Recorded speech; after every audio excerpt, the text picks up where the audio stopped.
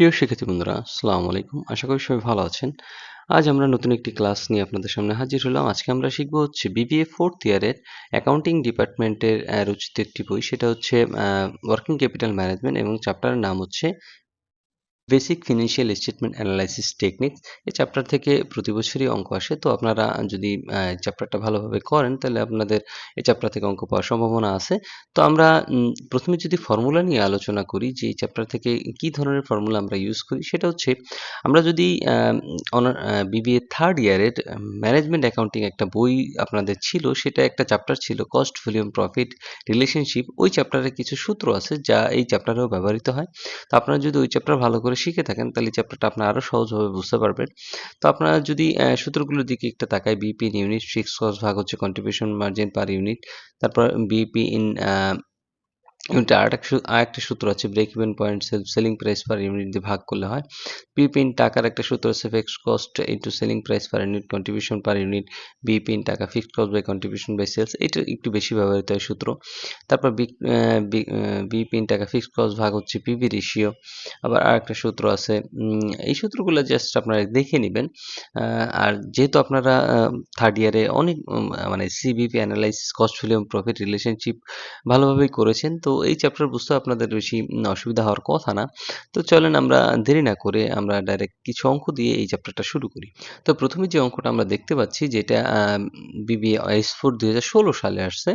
আমরা যদি দেরি না করে অঙ্কটা পড়ি, the Zarif chemical company has sales টাকা 1,20,000, margin safety 40%, PV ratio 30%, and increase of fixed expense and increase of sales have changes margin safety 35% and PV ratio 40%। মানে অঙ্কের থিমটা হচ্ছে একটা কোম্পানির যার সেলসের পরিমাণ হচ্ছে 1,20,000 টাকা, মার্জিন সেফটি ছিল 40% এবং পিভি রেশিও ছিল 30%।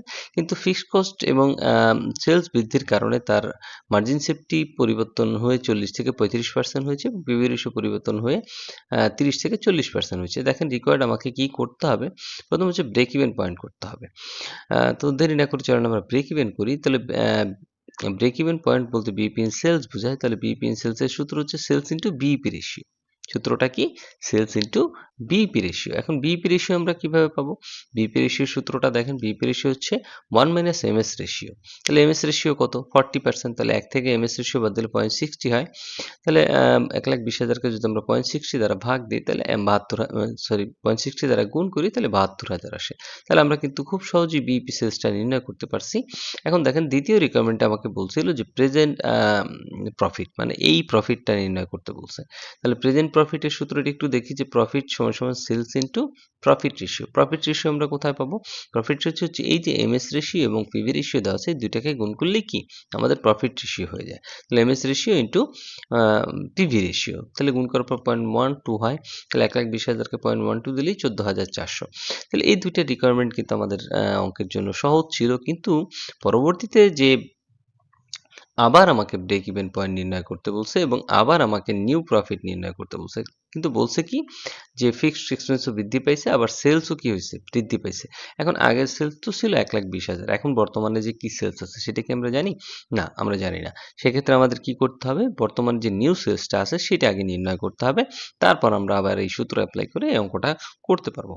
তো দেখেন আমরা যে calculation of BEP sales next year, কেন নেক্সট ইয়ারের কথা বলছে? কারণ নেক্সট ইয়ারের কথা বলছে আমাদের হচ্ছে ফিক্সড এক্সপেন্স এবং আম, আম, সেলস বৃদ্ধি পেয়েছে পরবর্তীতে।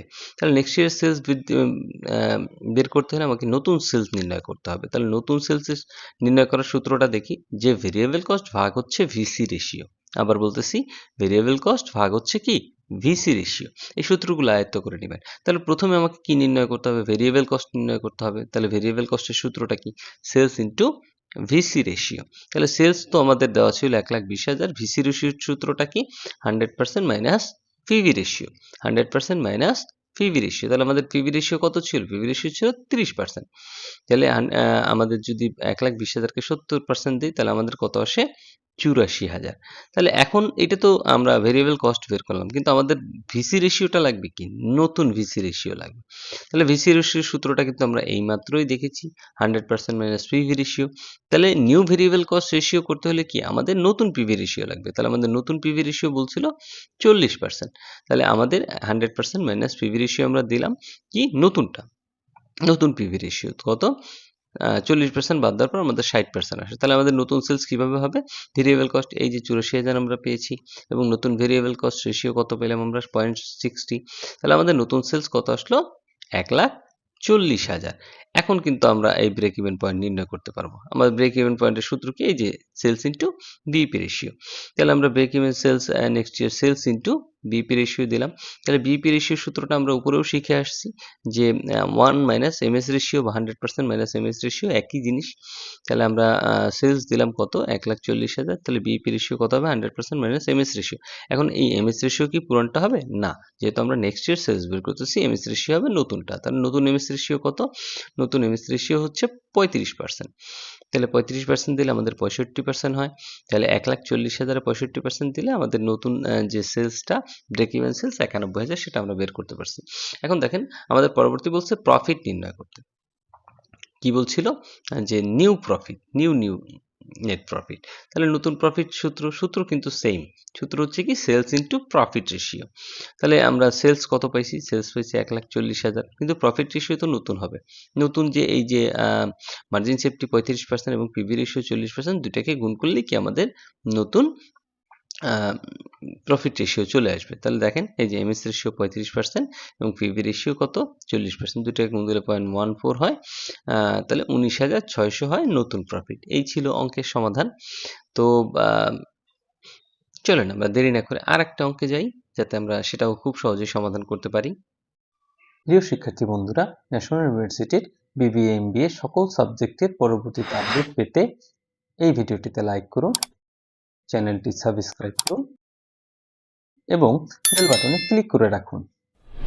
প্রিয় শিক্ষার্থীরা, আমরা এখন যে অঙ্কটা দেখতেছি এটা ন্যাশনাল ইউনিভার্সিটি বিবিএ H4 2017 সালে আসছে। তো আমরা যদি দেরি না করে অঙ্কটা একটু পড়ি, যে operating data for Soma corporation R presented below. এখানে সোমা কর্পোরেশনের কিছু তথ্য দেওয়া আছে। আমরা যদি দেখি সেলস দেওয়া আছে, কস্ট অফ গুডস সোল্ড দেওয়া আছে দুইটা ইয়ার, 2009 এবং 2008 সালের। বলছে সেলিং এক্সপেন্স দেওয়া আছে, অ্যাডমিনিস্ট্রেটিভ এক্সপেন্স দেওয়া আছে, ইনকাম ট্যাক্স এক্সপেন্স দেওয়া আছে এবং নেট ইনকাম দেওয়া আছে। এখন বলছে prepare a schedule showing vertical analysis for 2019-2018। এখানে আপনাকে আমাদের যে ব্যালেন্স শিট আছে ওইখানে ব্যালেন্স শিট আকারে সরি মানে আমাদের যে এই ইনকাম স্টেটমেন্টটা আছে এটাকে কিভাবে শো করতে হবে? ভার্টিক্যাল অ্যানালাইসিস আকারে দেখাইতে হবে 2009 এবং 2008 সালের জন্য। তো ভার্টিক্যাল অ্যানালাইসিস কিভাবে করে আমরা একটু দেখি। যে প্রথমে আমরা নাম লিখব Soma corporation condense income statement vertical analysis for the year ended December 31। আচ্ছা, এখন আমাদের প্রথম কাজ কি দেখেন, আমাদের নেট সেলস আছে কত? 7,50,000, 6 লাখ। তাহলে আমরা দুইটা ইয়ার দিলাম 2009 এবং 2008। অ্যামাউন্টের পাশাপাশি আমাদের কি হবে? পার্সেন্টেজ হবে। ভার্টিক্যাল অ্যানালাইসিস করেন বা হরিজোনাল অ্যানালাইসিস করেন, আপনাকে পার্সেন্টেজের ঘর রাখতে হবে। তাহলে অ্যামাউন্ট পার্সেন্টেজ। তাহলে আমরা প্রথম নেট সেলস কত ছিল? 7,50,000, 6 লাখ। আমরা নেট সেলস দিলাম 7,50,000 এবং 6 লাখ। তাহলে আমরা এবং পার্সেন্টেজে কত দিলাম? 100%। কেন? 7,50,000-কে যদি আপনি 7,50,000 দিয়ে ভাগ দেন তাহলে 100%ই হয়। আবার 6 লাখকে যদি 6 লাখ দিয়ে ভাগ দেন তাহলে 100%ই হয়। তার মানে আপনি এই যে সেলসটা করছেন, এই সেলসটাকে আপনাকে যতগুলো হিসাব আপনি এখানে করবেন প্রত্যেকটাকে সেলস দ্বারা কি করতে হবে? ভাগ করতে হবে। এইটাই আসলে ভার্টিক্যাল অ্যানালাইসিস। তো পরবর্তীতে কি আছে? কস্ট অফ গুডস সোল্ড আছে 4,65,000, 3,90,000।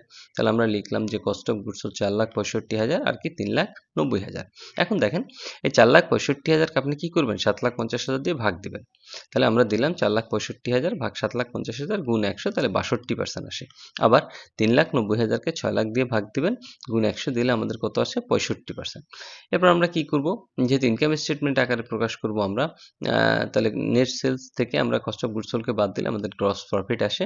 তাহলে 7,50,000 থেকে 4,65,000 বাদ দিলে 2,85,000 আসে।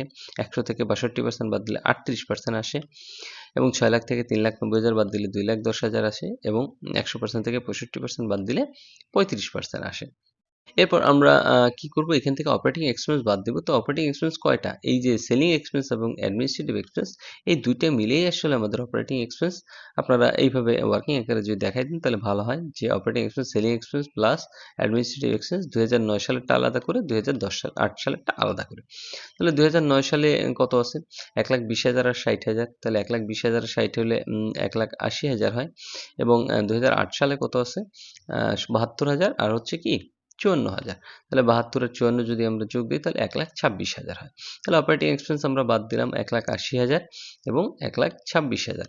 এখন কি করব, এই 1,80,000কে আমরা আবার 7,50,000 দিয়ে ভাগ দিব। তাহলে গুণ 100 দিলে 24% হয়। আবার এই 1,26,000কে আমরা 6 লাখ দিয়ে ভাগ দিব, তাহলে 21% হয়। এখন আমরা নেট ইনকাম বিফোর ট্যাক্স কেন লিখব? কারণ আমাদের ইনকাম ট্যাক্স এক্সপেন্স আছে। তাহলে নেট ইনকাম বিফোর ট্যাক্স কত হয়? 1,05,000 এবং 38 থেকে 24 বাদ দিলে হয় 14%। 2,10,000 থেকে 1,26,000 বাদ দিলে হয় 84,000। 35 থেকে 21 বাদ দিলে হয় 14%। এখন আমাদের কি ছিল লাস্টে? ইনকাম ট্যাক্স এক্সপেন্স ছিল 33,000 আর 24,000। তাহলে আমরা ইনকাম ট্যাক্স এক্সপেন্স দিলাম 33,000 এবং 24,000। এই 33,000কে 7,50,000 দিয়ে ভাগ দিয়ে 100 দিয়ে গুণ দিলে হয় 4.4%। এবং এই 24,000কে 6 লাখ দিয়ে যদি আমরা ভাগ দিই তাহলে হয় 4%। 1 lakh net income after tax কত হয়?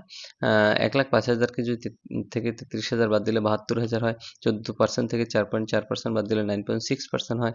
84,000 থেকে 24,000 বাদ দিলে 60,000 হয় এবং 14% থেকে 4% বাদ দিলে 10% হয়। তাহলে আমরা কিন্তু এই ভার্টিক্যাল অ্যানালাইসিসটা খুব সহজেই সম্পাদন করতে পারছি। আর এর পরবর্তীতে যদি ভার্টিক্যাল অ্যানালাইসিস আসে তাহলে আপনারা আশা করি খুব সহজেই এটা করতে পারবেন। এই ছিল অঙ্কের সমাধান। আশা করি বুঝতে পারছেন। যদি অঙ্ক সম্পর্কে কোনো প্রশ্ন থাকে অবশ্যই কমেন্ট বক্সে কমেন্ট করতে ভুলবেন না এবং চ্যানেলটা অবশ্যই সাবস্ক্রাইব করবেন যাতে পরবর্তী ভিডিওগুলো আপনি খুব সহজেই আপনার নোটিফিকেশন আকারে পেয়ে যান। তো ধন্যবাদ সবাইকে সাথে থাকার জন্য। আ আসসালামু আলাইকুম।